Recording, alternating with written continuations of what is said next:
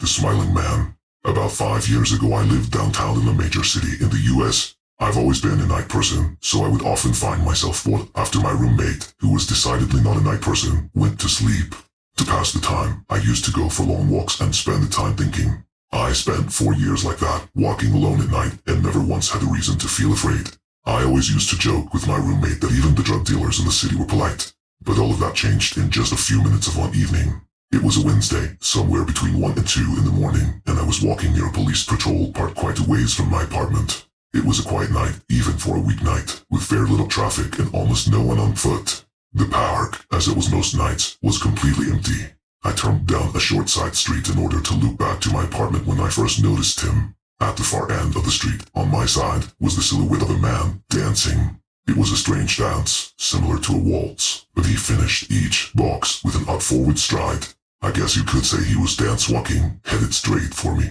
Deciding he was probably drunk, I stepped as close as I could to the road to give him the majority of the sidewalk to pass me by. The closer we got, the more I realized how gracefully he was moving. He was very tall and lanky, and wearing an old suit. He danced closer still, until I could make out his face. His eyes were open wide and wild, head tilted back slightly, looking off at the sky. His mouth was formed in a painfully wide cartoon of a smile. Between the eyes and a smile, I decided to cross the street before he danced any closer. I took my eyes off of him to cross the empty street. As I reached the other side, I glanced back, and then stopped dead in my tracks. He had stopped dancing and was standing with one foot in the street, perfectly parallel to me. He was facing me but still looking skyward, smile still wide on his lips. I was completely and utterly unnerved by this. I started walking again, but kept my eyes on the man. He didn't move. Once I had put about half a block between us, I turned away from him for a moment to watch the sidewalk in front of me.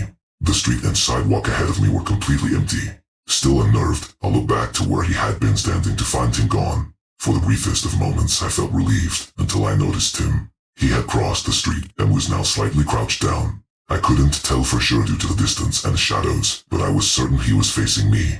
I had looked away from him for no more than 10 seconds, so it was clear that he had moved fast. I was so shocked that I stood there for some time, staring at him. And then he started moving toward me again. He took giant, exaggerated tiptoed steps, as if he were a cartoon character sneaking up on someone. Except he was moving very, very quickly. I'd like to say at this point I ran away or pulled out my pepper spray or my cell phone or anything at all, but I didn't. I just stood there, completely frozen as the smiling man crept toward me.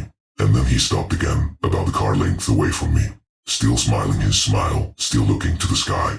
When I finally found my voice, I blurted out the first thing that came to mind. What I meant to ask was, "What do you want?" in an angry, commanding tone. What came out was a whimper, wah of ellipsis. Regardless of whether or not humans can smell fear, they can certainly hear it. I heard it in my own voice, and that only made me more afraid. But he didn't react to it at all. He just stood there, smiling. And then, after what felt like forever, he turned around, very slowly, and started walking away. Just like that. Not wanting to turn my back to him again, I just watched him go, until he was far enough away to almost be out of sight. And then I realized something. He wasn't moving away anymore, nor was he dancing. I watched in horror as the distant shape of him grew larger and larger. He was coming back my way, and this time he was running. I ran too. I ran until I was off of the side road and back onto a better lit road with sparse traffic. Looking behind me then, he was nowhere to be found. The rest of the way home, I kept glancing over my shoulder, always expecting to see his stupid smile, but he was never there. I lived in that city for 6 months after that night, and I never went out for another walk. There was something about his face that always haunted me. He didn't look drunk, he didn't look high. He looked completely and utterly insane. And that's a very, very scary thing to see.